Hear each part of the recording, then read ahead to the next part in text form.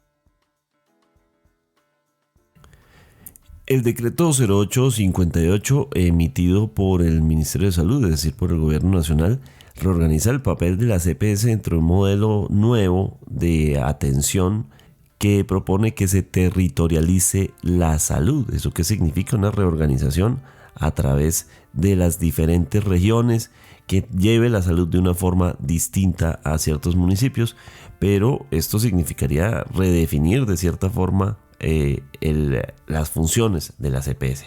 Puede hacerlo el gobierno a través de un decreto emitido de esta forma. Lo han llamado en algún punto un decretazo. Queremos saber un poco más al respecto.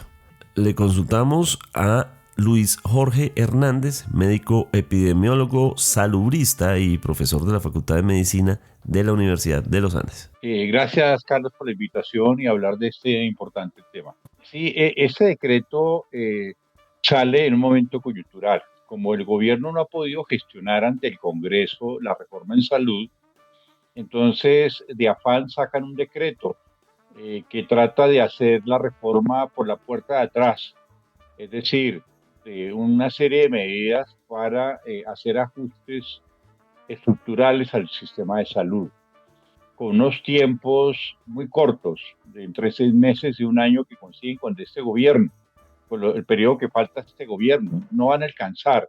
Nos preocupa, a mí me preocupa que es un decreto improvisado, es como una colcha de retazos de muchas cosas y de afán también. Entonces, eso puede afectar más la crisis de salud que estamos viviendo. ¿Qué significaría esto de reorganizar las EPS? ¿Podría funcionar el modelo reorganizando las EPS de manera territorial? Mira, el decreto coloca varias cosas. Coloca lo que llama la gestión territorial integral de la salud, ¿no? Entonces dice que las entidades territoriales departamentales, distritales, implementarán el modelo preventivo, predictivo y resolutivo con base en la atención primaria. Como las aseguradoras no las ha podido acabar el gobierno, hay que decirlo, no las ha podido convertir en gestoras y están en la ley, no las pueden omitir porque solo se podría a través de otra ley y la reforma no ha pasado porque la reforma sí las eliminaba y las convertía en gestoras, pues les tocó como acomodarlas ahí, pero las acomodan de una forma que pierden su fuerza, ¿sí? no tienen una función de aseguramiento. Inclusive el decreto habla de que la adscripción, es decir, las personas tendrán que registrarse ese ante el centro de atención primaria y la red de atención, no ante el asegurador. Eso va a ser muy importante porque la persona entonces ya no está escrita a Sanitas o a Compensar o no a EPS, sino a un CAP, a un centro de atención primaria, que entre otras cosas no tiene experiencia en esto de adscripción, no tiene experiencia en registrar usuarios. Entonces nos preocupa eso porque la persona cuando está en una aseguradora, en una EPS, la aseguradora se encarga de la gestión de riesgo de la persona, es decir, identificarla y canalizarla por una ruta de atención. No es claro quién va a hacer esto, que es la preocupación que han tenido desde el principio pacientes, sobre todo pacientes con enfermedades crónicas, enfermedades de alto costo. Y se conforma unas redes territoriales que ellos dicen con fundamento a unos estudios que hicieron, pero rompe el sistema de aseguramiento, porque el sistema de aseguramiento funciona como sistemas locales poblacionales, no territoriales. Entonces, esto va a producir un desbarajuste en el sistema de salud. Profesor, de todos modos, es claro que en el sistema sí hay diferencias en cuanto a cuando alguien acude a la salud en Bogotá, en el centro de la ciudad, o cuando lo hace en una región apartada. Tal vez esa experiencia se cuenta distinto desde cómo pueden acceder a ciertos servicios en ciertas regiones. ¿No sería beneficioso acudir a un modelo de este estilo como el que propone el gobierno? Sí, el sistema de salud, Carlos, del principio, la reforma se ha orientado a eso, es decir, fortalecer el sistema de salud y la garantía del derecho a la salud en población rural, rural dispersa, costa pacífica, costa atlántica, Orinoquía, zonas de frontera. No a Bogotá y Medellín, sí, que tienen dificultades también, porque tienen población vulnerable, pero el principal problema, como usted bien lo señala, es en poblaciones rurales dispersas, donde el sistema de aseguramiento es muy débil y el único prestador es el hospital público. Eso se ve fortalecido. No se hace tampoco, ese fortalecimiento no es claro cómo se va a realizar, ¿sí? Este decreto dice que las EPS contratarán con la oferta de prestadores de primer nivel, ¿sí? Pero sucede que la atención de la persona no es solo preventiva, es toda una ruta de atención. Es decir, el gobierno pone la apuesta en lo preventivo, pero sucede que nosotros tenemos deuda con la prevención y la curación. No hay una especificidad tampoco en población rural dispersa, que es la más descuidada, ¿sí? La reforma o este decreto tampoco soluciona eso. ¿Qué va a pasar con esos territorios? No puede ser solo, hay que fortalecer los hospitales públicos. La red pública, claro que hay que fortalecerla. Pero ¿cuál es la ventaja de tener un sistema de aseguramiento? El sistema de aseguramiento se encarga de la gestión de riesgo individual y operativo de la persona. Es decir, verifica, garantiza que la persona siga una ruta de atención. Entonces, eso es lo importante. No se, y la otra cosa es que el sistema de aseguramiento permite contar con una red de servicios. Aquí no va a haber, inclusive en la parte de financiación, esos CAP, los centros de atención primaria, los equipos básicos de atención, van a hacer visita domiciliaria a las comunidades de la ranchería, pero eso está ligado a una ruta de atención, que si la persona necesita atención en salud mental, atención psicosocial o atención en salud física, siga una ruta, no se quede diagnosticada. Pero se está cometiendo, Carlos, el mismo error que se hizo en Bogotá con Salva mi Casa o Salvo Médico al barrio, que era hacer una caracterización de la familia y eso se queda ahí y no hay manera de que fluya ese paciente, se necesita atención médico-quirúrgica, exámenes diagnósticos, atención en salud mental, eso no es muy claro tampoco. Entonces, se fragmenta más la salud porque en el territorio, con este decreto, entran a competir entre sí, entre funciones y competencias, las secretarías de salud con los centros de atención primaria, con las EPS, con las redes integradas las RIS, redes integradas e integrales de servicios de salud. O sea, antes estaban las aseguradoras prestadores, pero ahora son 4 actores que están ahí, ¿sí? Más fragmentación. La persona a quien le pide la cita, quién garantiza su ruta de atención. Antes la persona decía, es mi aseguradora o EPS indígena o es mi régimen subsidiado, pero se pierde eso. Por eso los pacientes tienen una preocupación legítima sobre esto. El presidente Gustavo Petro, a través de sus comunicaciones, ha sido muy insistente en una premisa de fondo, y es que señala a las EPS como las que están desfalcando el sistema. Incluso recientemente habló de que no habían pagado 100 billones de pesos a las IPS, prestadores de servicios. Después, pues digamos, la cifra, la que maneja la Contraloría, es de 32 billones de pesos. Pero como sea, de todos modos, el punto de vista es las EPS son el problema dentro de cómo se maneja el dinero de la salud. Ante ese problema de fondos, básicamente, del sistema, ¿no sería conveniente entonces de alguna forma saltar al modelo propuesto?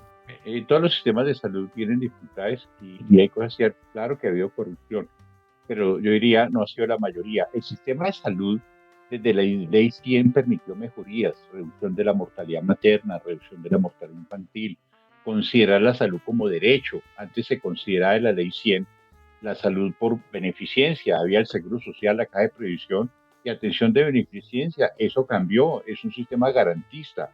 Claro que ha habido dificultades y ha habido corrupción, que hay que necesario corregir. Pero yo le digo, Carlos, mira lo que está pasando con los maestros, que el Ministerio de Salud dijo, queremos que toda la salud sea como este pilotaje de los maestros. Ese es el buen ejemplo. ¿Qué pasó con los maestros?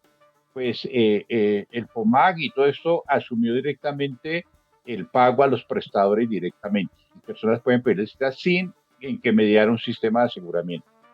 ¿Qué pasó? Está en crisis el sistema en este momento. Mucha dificultad. ¿Por qué? Porque es que el aseguramiento no son EPS, le pueden llamar, pero el aseguramiento es parte de todos los sistemas de salud. Un sistema de salud tiene red de prestadores, público-privado, tiene quien financie, quien regule, quien haga la dirección, las secretarías, el ministerio, pero quien garantice el aseguramiento.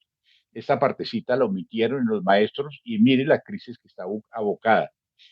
¿Por qué el aseguramiento es importante? Porque tiene una función de cercanía con las personas, porque garantiza la ruta de atención, porque garantiza el pago a la red prestadora.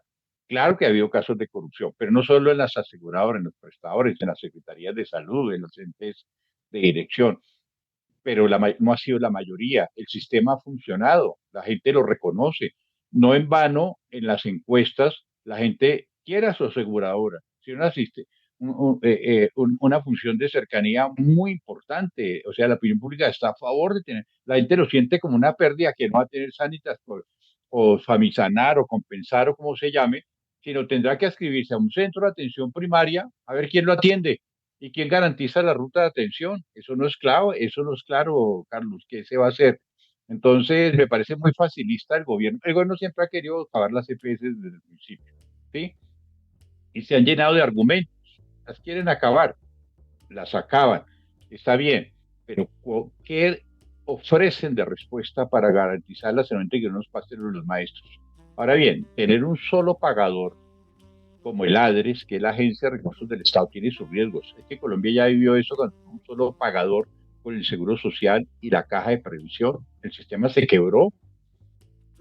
Entonces nos dicen, Carlos, la salud no es un negocio. Claro que no es un negocio, pero la salud tiene que ser rentable porque es costoso. La salud es costosa, pagar médicos, enfermeras, equipos de laboratorio, reactivos de buena calidad, lo que la gente merece, eso cuesta. Entonces quebrar el sistema no sirve.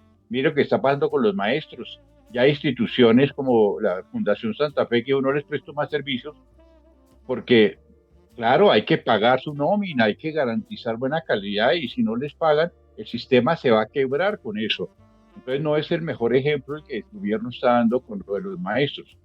Debe haber red de prestadores, regulación, modulación, dirección, financiación y aseguramiento. Aseguramiento no necesita, puede ser de otra forma ese aseguramiento. El aseguramiento en Colombia ha sido mixto, público-privado, porque la gente cotiza. y cotizan por los que no pueden cotizar, y por eso es un régimen que garantiza la atención a los que no tienen recursos y se les cubre también. Es un sistema mixto, pero en un sistema mixto, Carlos, pasamos a un sistema totalmente público. ¿Y qué está pasando? Es que lo estamos viendo. ¿Cuál es el escenario que nos espera? Todos vamos a tener un sistema público entre regular y malo, tipo seguro social. O sea, nos toca pedir la cita en el CAP, hacer fila, hacer cola a las 3 de la mañana, ¿sí? Y segundo, y ya está pasando, se van a multiplicar las medicinas prepagadas. A los que puedan pagarlas, gasto de bolsillo. El gasto de bolsillo ha pasado del 7% casi al 25%. O sea, ya lo estamos viendo, eso es parte de la crisis. Entonces, es muy facilista decir es que las EPS las vamos a quitar. No, ¿quién responde por el aseguramiento? ¿Quién responde por esa contención de costos que había antes en eso? Claro, con dificultades porque todos los sistemas lo tienen, pero funcionaba. Ahora ya no está funcionando y todos los indicadores de salud se van deteriorando. Doctor Hernández, me llama la atención también el tema de los tiempos, es decir, en caso de que esto pase, que el decreto continúe, de todos modos el sistema en sí mismo se tendría que adaptar con ciertos tiempos. Estamos en un año electoral, estamos a muy poco de que ya comience el proceso de carrera de las elecciones, y esto pues también significará que el gobierno ponga la máquina contrarreloj en muchos asuntos. ¿Alcanza el gobierno a montar y el Ministerio de Salud a montar este sistema de esta forma? Sí, los tiempos los veo muy cortos, una transición muy corta que no se va a lograr. Es un afán porque el gobierno sabe que está hasta el 7 de agosto del 2026. Entonces les entró un afán que va a terminar de acabar con el sistema. Yo también quería hacer un comentario de Carlos que, digamos, tal como está el decreto, a un año de elecciones o a menos, o sea, estamos a menos de elecciones el otro año, el 2026, a menos de un año, y lo dijo la Contraloría esta semana también, que usted la citó muy bien al principio de esta introducción en la EPS, pero la Contraloría puso la advertencia también en los equipos básicos de atención, ¿sí? Que el gobierno debe dar 10.000 equipos básicos de atención, que ha gastado una millonada. Se está politizando, lo dice la Contraloría también, se está politizando eso.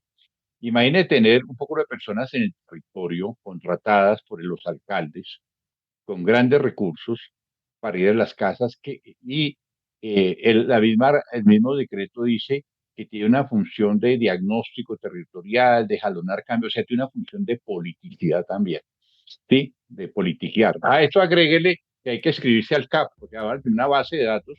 Recuerda que nosotros teníamos un aseguramiento y nuestra EPS nos toca ir al centro de atención primaria y dar los datos, o sea, como un empadronamiento.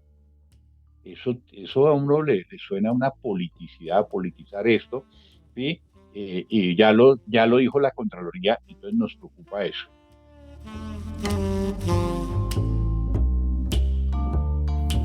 Otro punto de vista diferente es el que propone la Federación Médica Colombiana, FMC, que es una organización que desde hace décadas reúne a los colegios médicos, la mayoría de los colegios médicos departamentales. No todos están afiliados propiamente, y es una entidad que es miembro de la Asociación Médica Mundial.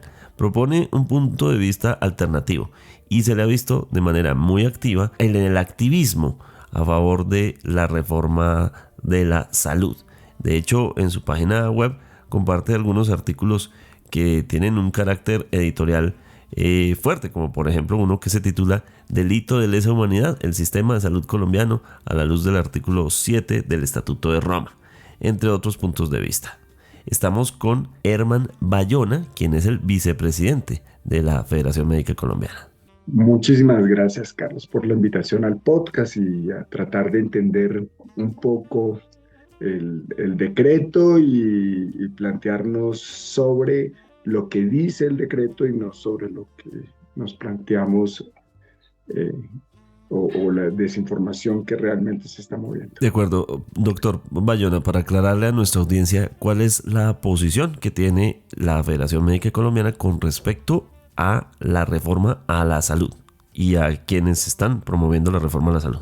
Pues efectivamente, Carlos, la Federación Médica Colombiana tiene un papel activo para tratar de, desde hace muchísimo tiempo, buscando que se implemente, no en este gobierno, desde muchísimo antes, buscando que se implemente cambios estructurales en el sistema de salud y que se reglamente la ley estatutaria de la salud que no ha sido reglamentada y que precisamente exige que o lleva a la salud como un derecho fundamental y habla sobre todo lo que está ocurriendo en este momento y habla también desde hace mucho tiempo y basados en esta ley, una serie de decretos, leyes que se promulgaron en el gobierno de Santos y en el gobierno de Duque para poder implementar precisamente la ley estatutaria de la salud.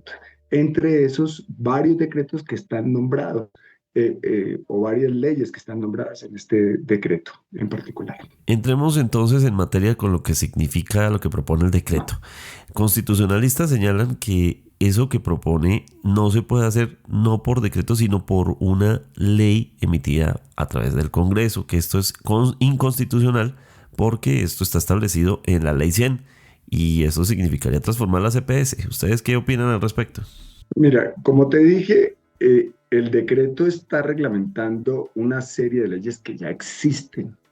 Entonces, la 1438, el decreto 700, el 708, y realmente lo que plantea allí desde hace muchísimo tiempo es que se tiene que fortalecer un modelo de salud basado en la promoción y la prevención, y se tienen que reglamentar las redes integrales e integradas de salud de manera territorial. Y eso lo solicitó con el ánimo de ordenar el sistema de salud. El sistema de salud actualmente nosotros está basado en la atención de la enfermedad. Entonces, ¿qué nos preocupa a los colombianos, a la gran mayoría de los colombianos? Saber dónde nos van a atender si nos enfermamos. Eso es básicamente lo que hacen las EPS. Las EPS lo que hacen es contratar un montón de clínicas y hospitales y entre esos, obviamente, los que ellos tienen de integración vertical y organiza la atención de las personas basados en un modelo que va buscando gestionar sus recursos y tratar de disminuir el gasto para ellas. Entonces lleva a todas las personas a esas redes de integración vertical porque es más costo efectivo, pero además, como son de ellas, pues ganan más dinero a través del paso de la atención de esas personas. Aquí lo que se pretende es que se evite, por ejemplo, que pasa con la nueva EPS, con Compensar, con Famisanar, con muchas EPS, que un paciente, por ejemplo, se ha traído desde el Amazonas hasta Bogotá solamente para hacerle una biopsia, cuando existe toda la posibilidad de hacerle una biopsia de tiroides en el Amazonas, y tienen las capacidades para hacerlo, la red hospitalaria pública y privada que está allí. Entonces, por ejemplo, se traen un paciente desde allá y cuesta cerca de 10 millones de pesos traérselo, cuando una biopsia allá cuesta 400.000 pesos. Entonces, es la regulación del gasto, es organizar cada uno de los territorios, es buscar mecanismos para que la solución de los problemas esté dentro del territorio donde las personas viven. Porque además quiero decirte, yo atiendo pacientes con cáncer, que es un problema muy grande traerse un paciente desde por allá, por ejemplo, o pacientes, digamos, que pertenecen a comunidades indígenas, que no tienen ningún arraigo en las ciudades y se los traen y los ponen en un albergue, sufren de una manera impresionante, solamente para que los vea un especialista. Y, por ejemplo, pudiendo perfectamente organizar el territorio, hacer telemedicina y a través de la telemedicina el especialista lo puede ver y en el momento en que es absolutamente necesario llevarlo a otro sitio, lo más cercano posible, para que sea atendido, entonces hacerlo. pero usted puede creer que lo traigan, por ejemplo, para decirle que lo vea un gastroenterólogo y le diga, sí, tiene que hacerse la endoscopia. Vaya, pida la cita y dentro de 2 meses, entonces el paciente viene a tener la cita sobre una endoscopia. Entonces va nuevamente hasta el territorio y lo trae. La racionalización del gasto en este sentido es un absurdo. Para ellos es un negocio, pues tienen, digamos, los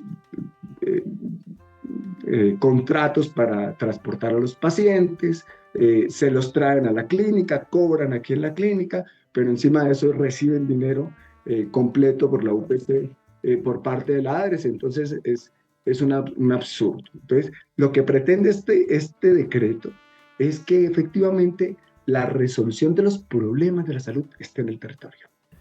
Es lo más de acuerdo. Pero lo que diría entonces el proceso es que habría que reinventar de cierta forma las EPS. De todos modos, cambiarían su función estando en los territorios. No, fíjate que no. Fíjate que el decreto no se plantea que se reinvente las EPS. Las EPS son aseguradoras y manejan un dinero por el número de afiliados, la población que tiene. ¿Qué le está diciendo el decreto? Le está diciendo, un momento, organice la atención en los territorios. En vez de contratarse a sí mismo, de traérselo desde el Amazonas, o desde el Guaviare, o desde el Putumayo, hasta Bogotá, ¿sí? Hombre, contrate a la gente que está allá, racionalice el gasto y mejore la calidad de la atención, la oportunidad de la atención de los pacientes. Eso es lo que está diciendo el decreto básicamente. Entonces, creo que, y de todas maneras, están continuando las EPS, están igual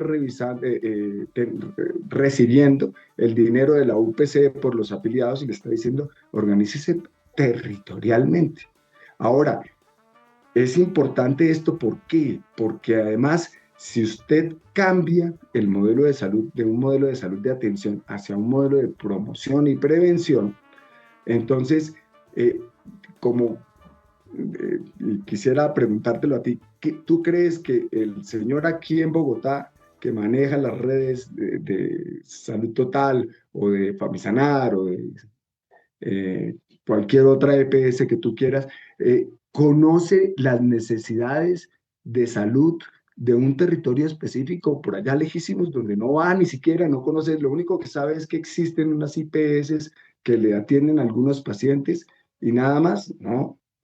Entonces, el tema de la promoción y prevención de salud es fundamental porque si además nosotros no fortalecemos la promoción y prevención, el sistema de salud va a colapsar, está colapsando y seguirá colapsando y cada vez irá peor porque es que atender la enfermedad no es costo efectivo. Ningún sistema de salud del mundo que atienda solo al que se enferme funciona. Hay que evitar que la gente se enferme.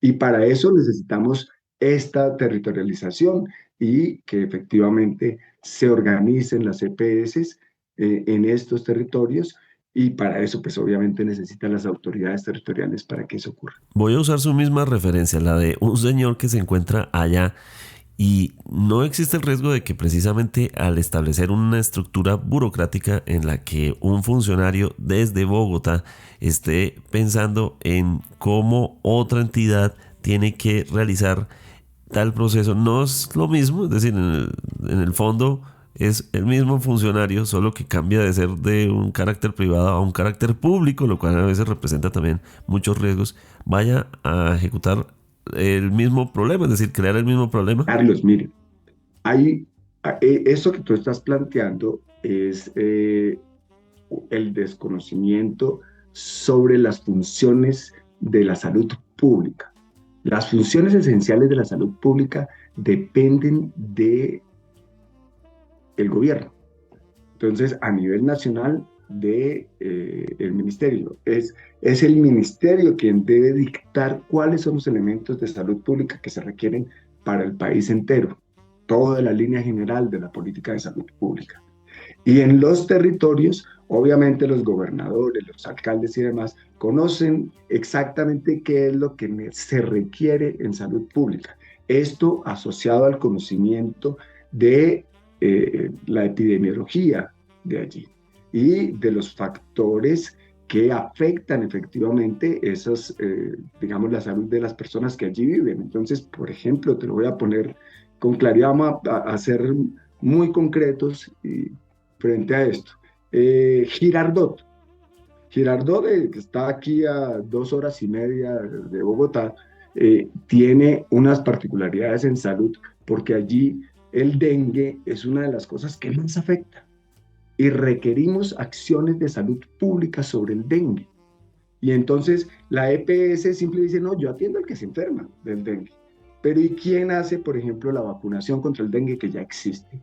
¿O quién hace, por ejemplo, el manejo de las aguas sucias, de las aguas limpias, de las fumigaciones cuando se requieren? Necesariamente el territorio, Carlos.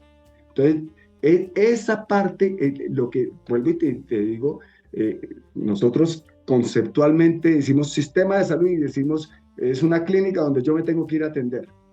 Las EPS que me están, contratan las clínicas, pero no, la salud es todo un marco general muchísimo más grande que requiere un manejo territorial y las EPS tienen una función importante en eso que no cumplen. Mira, te lo voy a poner bajo otro ejemplo y quiero que seguramente tú lo viviste. Durante pandemia ocurría que teníamos que hacer, por ejemplo, pruebas contra el COVID-19 en un territorio. Entonces llegaban, por ejemplo, una EPS a un edificio, porque había un señor que estaba con COVID y había que hacerle pruebas a todo el edificio, porque el señor paseó por todo el edificio, usó el ascensor y todas esas cosas. Entonces venía Famisanar y venía y decía, porque el señor era afiliado a Famisanar, entonces le hacía la prueba a Famisanar, al señor. Y después el hermano de pura casualidad no estaba afiliado a Famisanar, estaba afiliado a Compensar. No se le hacía la prueba. Entonces, fíjate la racionalización. Entonces, precisamente por eso es que se requiere una coordinación, una gobernanza por parte de una entidad territorial que diga, no, mire, usted encárguese de hacer estas pruebas aquí, eso es lo que necesitamos en ese momento, hacer pruebas masivas, y no importaba de qué EPS era muy importante hacer pruebas para poder evitar que la gente se contagiara. Y entonces no las hacían precisamente por eso. O yo estaba enfermo y resulta que la EPS no tenía la capacidad y venía dentro de una semana cuando el señor ya estaba muerto. Y entonces cuando otra EPS podía perfectamente asumir en el territorio toda esta situación. Entonces, todos estos son ejemplos como para que, porque digamos que en términos del decreto y la gente no entiende toda esta cantidad de palabras y de elementos que plantea el decreto allí, entonces hay que llevarlo a ejemplos claros y concretos. Y por eso te estoy tratando de hacer explicar esto. Entonces, es muy importante que efectivamente exista una gobernanza por parte de esos entes territoriales. Y esa gobernanza la perdimos a través de entregándole solamente el dinero a la gente, a las EPS, y ellos simplemente contratan clínicas para poder atender al que se enferma. Eso no es un sistema de salud. Tocó usted el tema de vacunación, pero en ese caso, de todos modos, la vacunación sí pasa por un control de las autoridades locales. Lo vimos con el tema de la fiebre amarilla. De hecho, hubo una polémica por cómo lo veía la alcaldía de Bogotá frente a cómo debían actuar las autoridades locales desde otras instancias. En cuanto a vacunación, eso ya funciona así. Claro, pero limitado. ¿Y cuándo lo limita?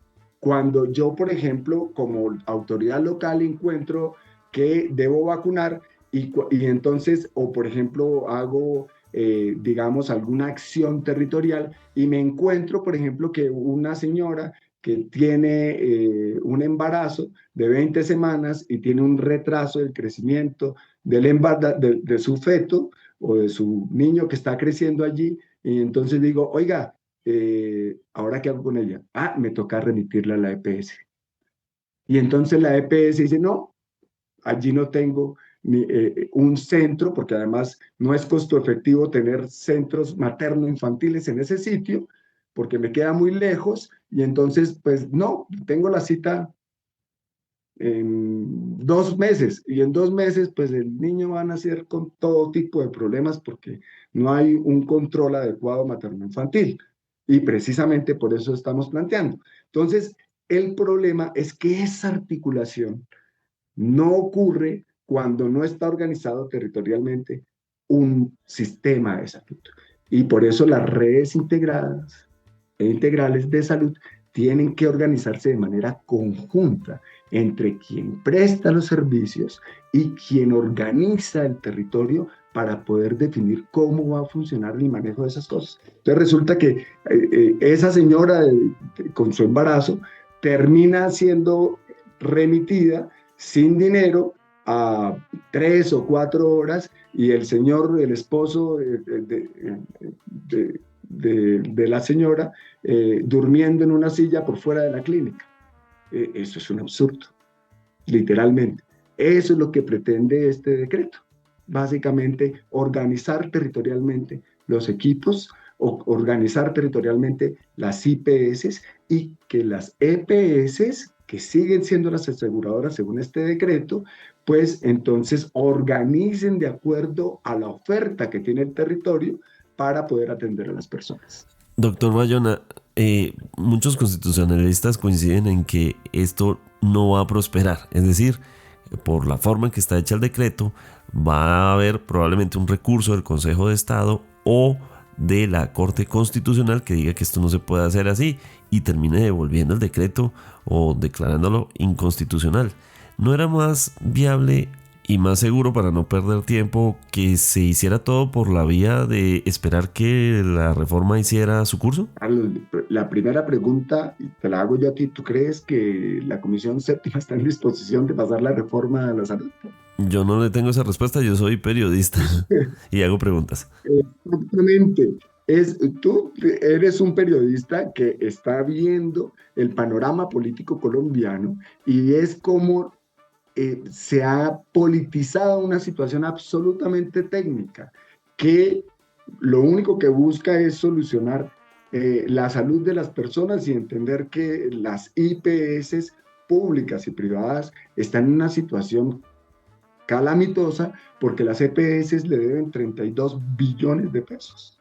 Entonces, obvio, esa es una pregunta absolutamente clara, pero vamos a ser sinceros. O sea, si uno va a donde dice el decreto, lo que dice el decreto, y lee lo que dice el decreto, que es reglamentar la 1454 del 2011, que habla de las regiones y las subregiones. O sea, esto fue simplemente una reglamentación de una ley del 2011. Eso era gobierno Santos. Exacto. Y lo que plantea es eso, reglamentar que se regionalicen, que se hagan las redes integradas e integrales de salud, que habla la ley estatutaria, pero también el 1454 y el 708. Entonces, pues a mí personalmente me parece que cuando uno conoce la ley 1454 y ve que está diciendo, dice, no, está reglamentando básicamente la ley. Entonces yo no veo ningún tema, yo no soy abogado, eso es absolutamente claro, pero yo no veo nada distinto a una reglamentación de una ley.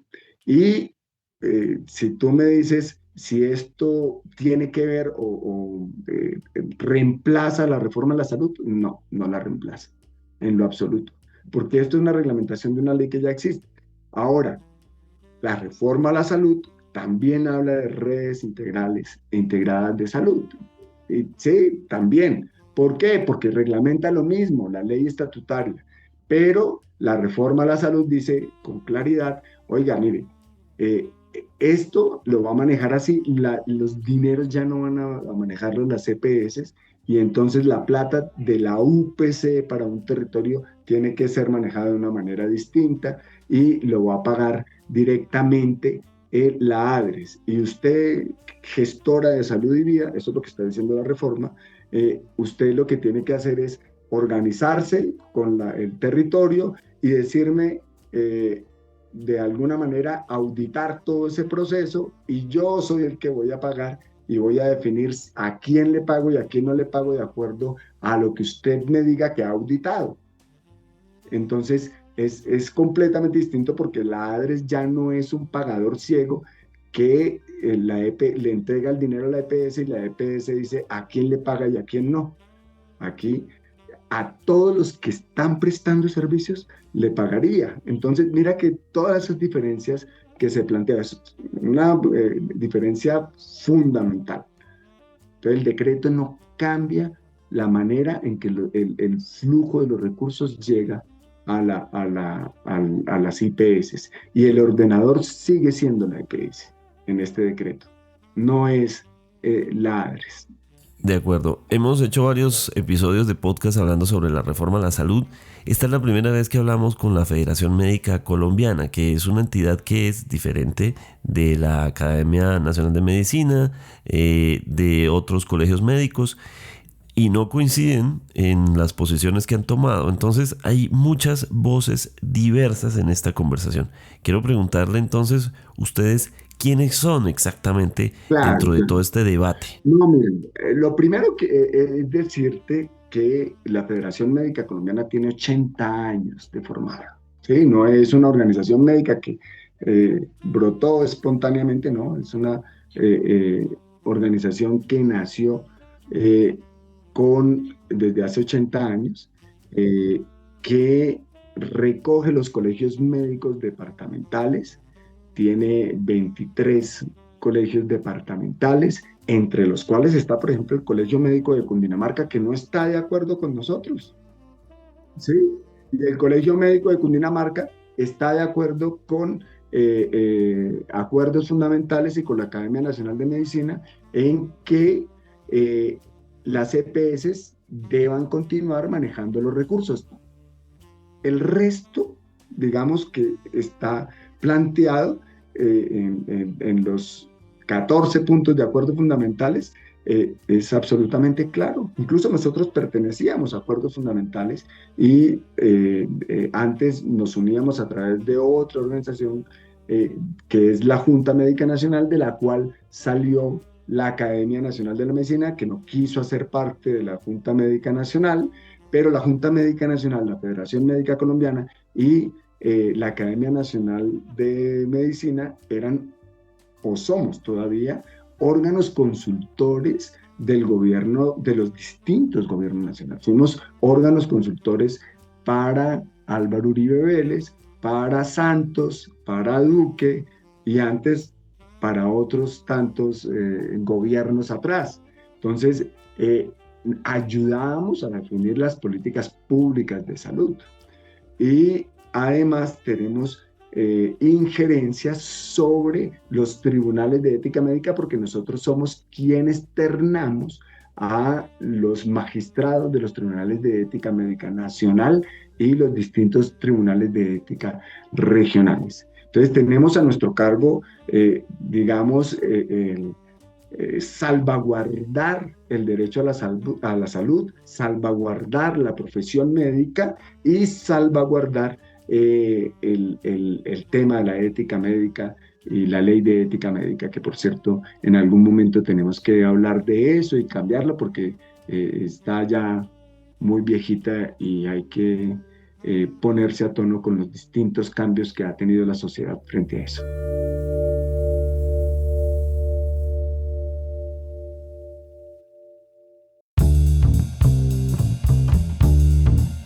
Gracias por acompañarnos en el café de hoy. Suscríbase en todas las plataformas de podcast y en el canal de YouTube de El Tiempo. Nos encuentran también en Instagram y en X como @podcasteltiempo.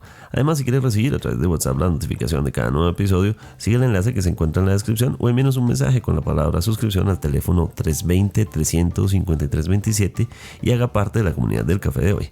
Este episodio fue producido por Pedro Sánchez. Mi nombre es Carlos Solano. Nos volvemos a escuchar el próximo lunes.